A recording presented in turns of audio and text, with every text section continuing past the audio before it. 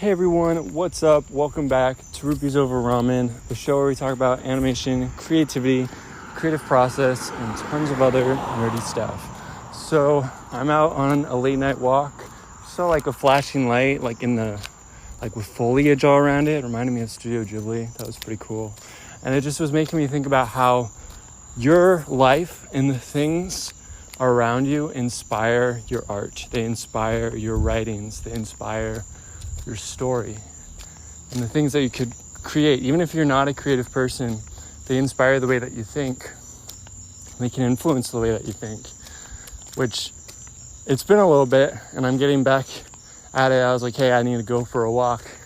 It's good to go outside and just walk amongst your environment, the place where you live, and just take it all in. Be in a different space, different headspace, be in a different environment, and just be able to see things in a different way. Like late at night, I found this out kind of because of my brother. It makes sense, but a lot of times there'll just be tons of green lights because there's no cars going super late at night. So it's just kind of like this weird, eerie green glow that you got going on as you're walking around. Hey, Dallin. Dallin's actually out for a run, just passed by him.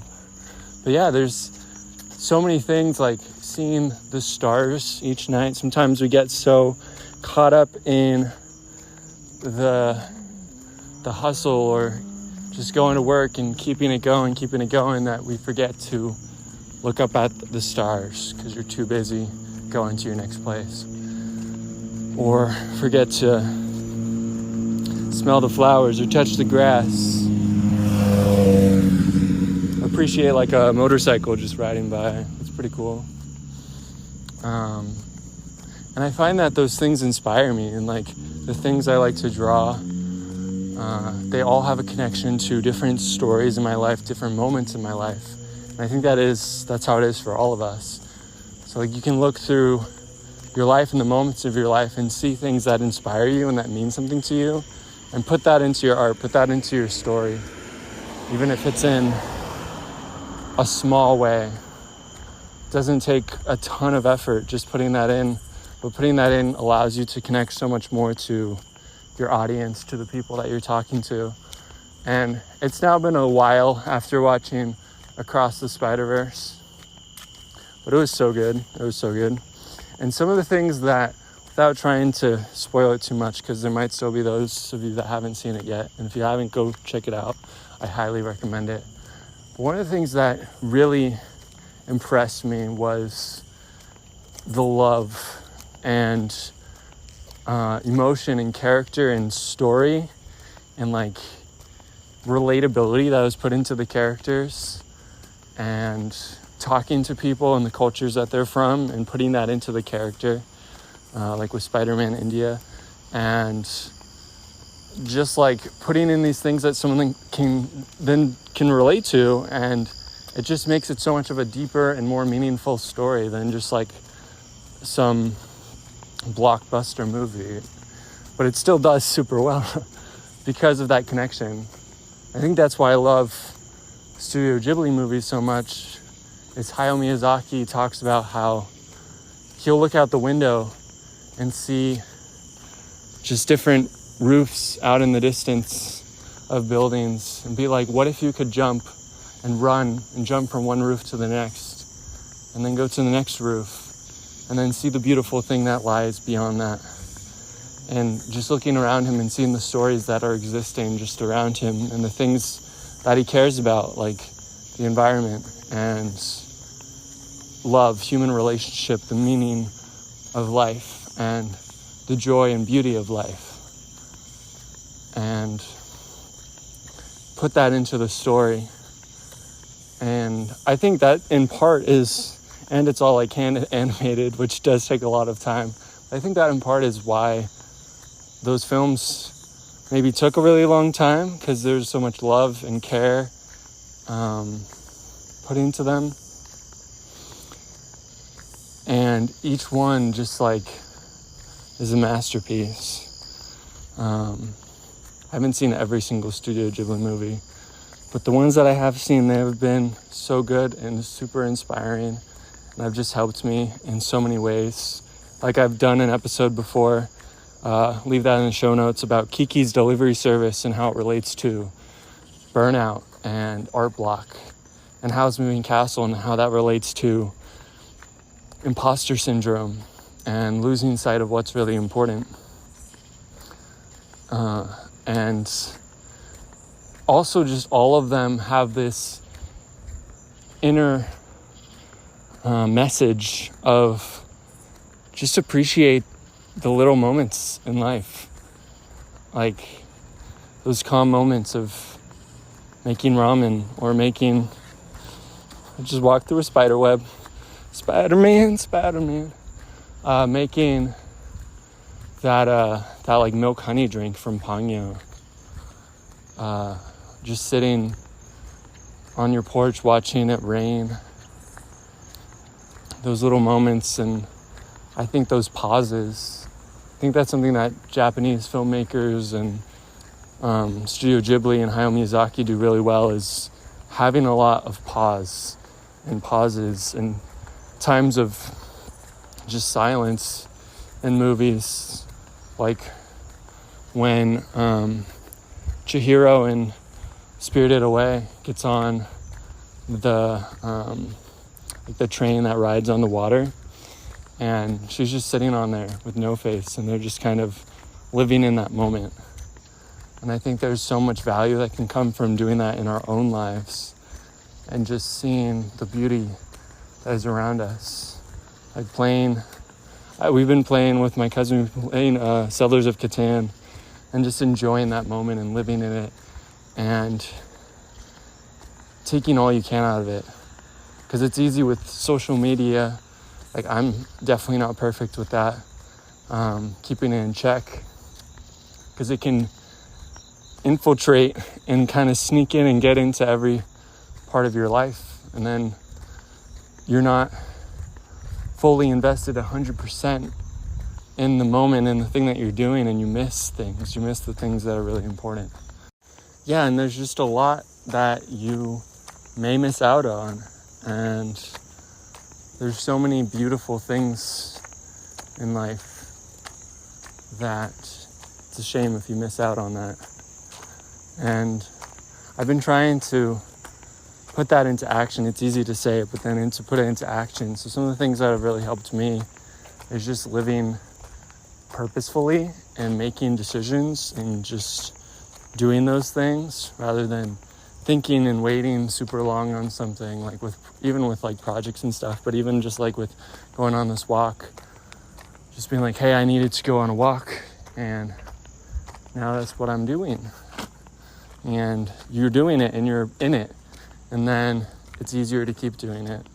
That can be a good thing or a bad thing.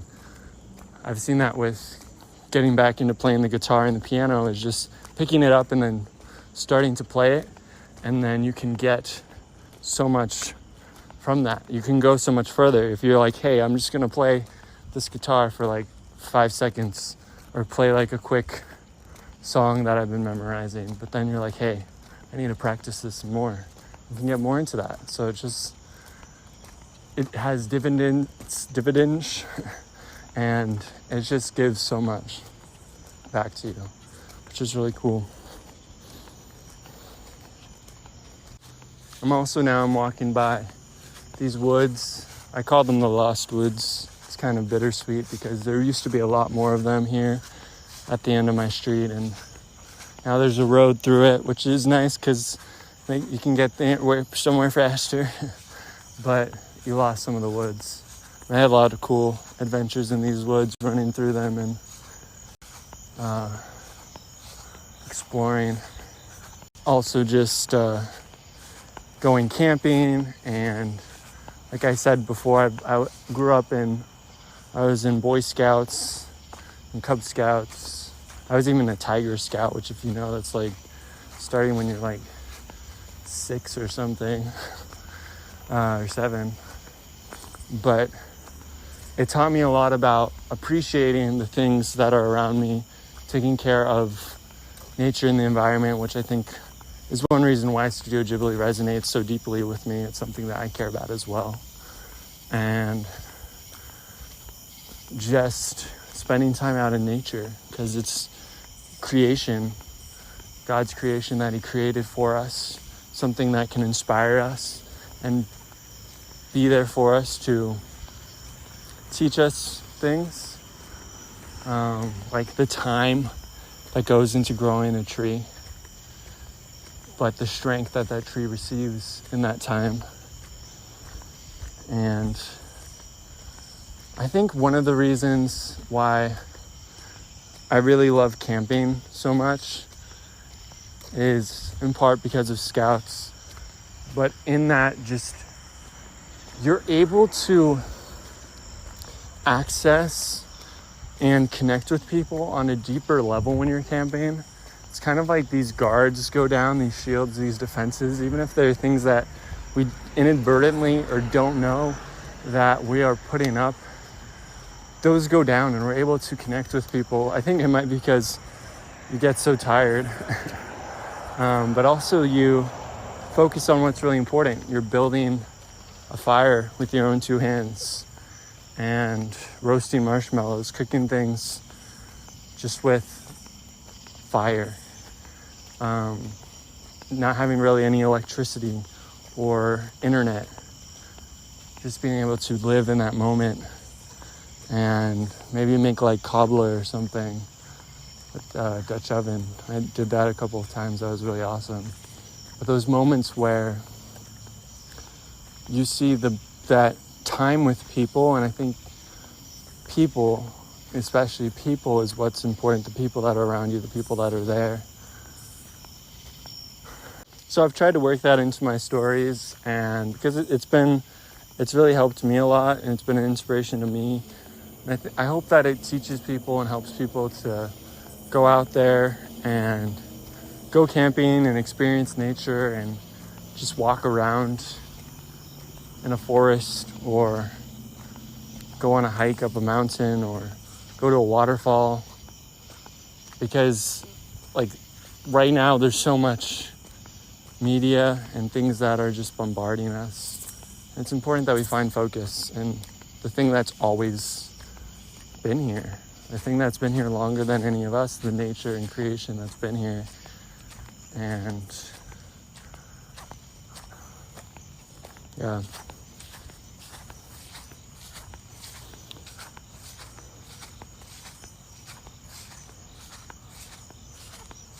It's interesting. I don't know for any of you others out there that are creatives or writers or artists, animators, 3D artists, programmers even. There's this inherent desire that we have within us. I think all people have it, to create and to make something that is our own and that can inspire people, like the things that have inspired us, the things that have been created for us that have blessed us and helped us and bolstered us up, that we can be some part in that. I think we all have that desire. And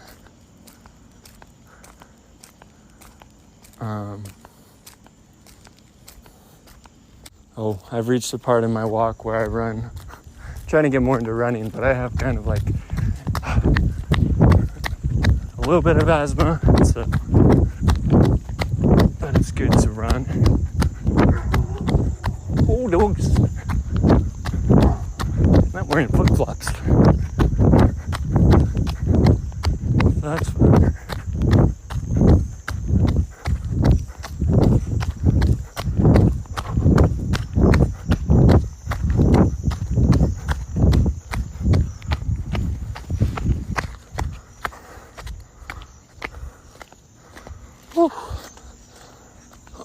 Kind of out of breath now. But yeah, there's cool things coming that I've been trying to work on. We recently reached 200 subscribers on the YouTube channel, so that's super awesome. And I've been putting the podcast episodes there as well, and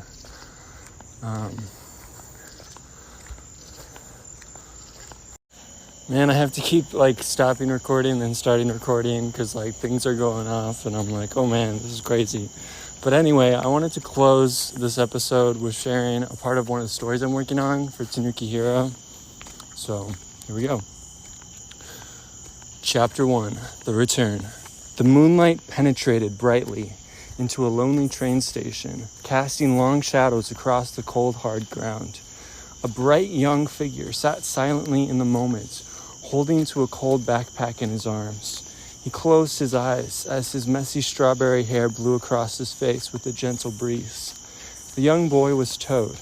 He sat accompanied by the large backpack with a plushie sitting on top, a suitcase covered in stickers upright on the ground, and his coat draped over the bench. He breathed in deeply as light flooded the scene, and the train pulled into station. Toad now sat on the warm train, though not warm in a comforting way, more in a sickly, moist warmth kind of way. He was on his way to visit his longtime friends that he hadn't seen in a while, quite a while. He looked out the window, longing for the times of the past. His brother would be there too, Ice. It's been a long while since he last saw him. How long had it been, Toad wondered. He couldn't remember. As the train pulled into the city, the scenery abruptly changed from desolate valleys to bright lights, neon signs, and steam shooting up from various places around him. Toad's eyes became heavy as he drifted away momentarily into a daydream. He was surrounded by his friends again, but all of them much younger. His head up against something, he reached behind and felt the familiar couch cushion supporting him. He was sitting on the floor up against the futon, signature in a long night couch gaming sessions. The games had just finished. One of his friends stood tall on top of the futon, his dark curly hair covering his eyes. Meth. He reached to a plate of desserts below as he looked Toad in the eyes and shouted as if in a battle cry, "Chaos, Swiss roll!" Meth launched an oversized cinnamon roll into Toad's face. Toad was sent abruptly back to his surroundings on the dismal train. He raised up his hand as a snack cart passed by and spoke up. "One cinnamon roll, please. The biggest you got." So that's a little snippet into the story. If you guys enjoyed that, let me know. I'd love to hear from you guys, and hope you guys have a good night. I'm going to peace out and hopefully get some sleep. Thank you guys, and the call to adventure is to try something new. If there's something that you've been wanting to do, try working on that thing, even if it's just in a small way. Like with this, I wanted to start telling my stories in a more audio-visual way, so this is just a little snippet of that. And that air conditioning is really loud. The AC went out, so it's been really hot. So that's why one of the reasons I went for a walk. So anyway, see you guys later, and try something new. If there's something you've been wanting to work on, try that out, even if it's just in a small way. See you guys later. Peace.